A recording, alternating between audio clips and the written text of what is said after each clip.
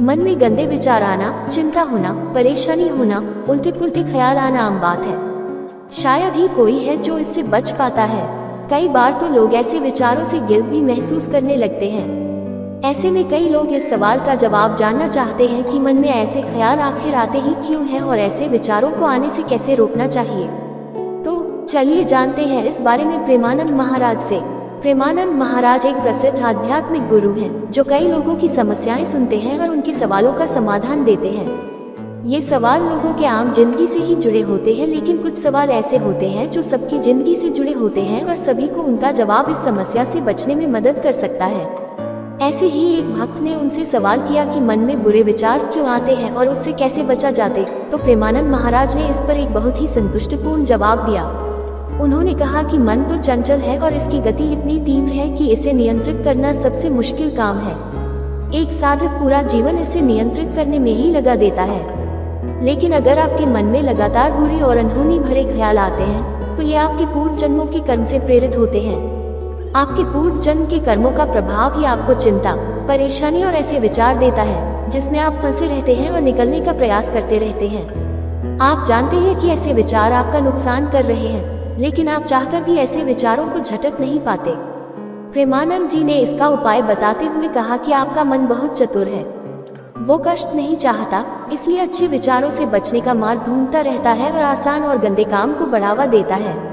लेकिन ऐसे में आपको अपने मन को जलाना चाहिए, उसे अच्छे कामों में व्यस्त रखना चाहिए, ताकि उसके पास बुरे ख्यालों के बारे में सोचने का वक्त ही नहीं रहे। आपको भगवान का सुमिरन करना चाहिए, ताकि मन भगवान के जाप में व्यस्त रहे। शुरू में कठिनाई होगी, लेकिन बाद में आपको आदत हो जाएगी। वैसे भी मनुष्य का जन्म आपको ऐसे विचारों से उलझने या मन में गिल्ट पालने के लिए नहीं मिला, बल्कि उसे तपस्वी बनाने के लिए मिला है। प्रेमानंद महाराज के अतिरिक्त कई आध्यात्मिक गुरुओं ने ऐसे विचारों से बचने का मार्ग बताया है, जो इस प्रकार है।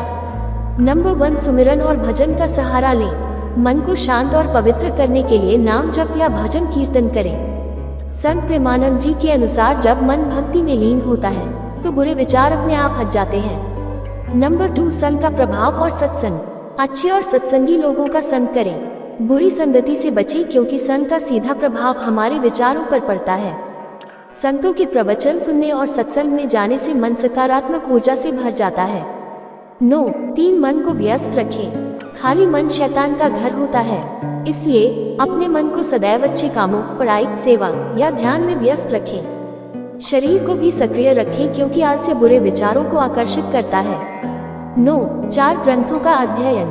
गीता, रामायण, गुरु ग्रंथ साहिब या संतों के उपदेशों को पढ़ें। अच्छी किताबें हमारे विचारों को शुद्ध करती हैं और मन को उच्च ऊर्जा की ओर प्रेरित करता है। 5, प्रकृति के साथ समय बिताएं। प्रकृति में समय बिताने से मन शांत और शुद्ध होता है।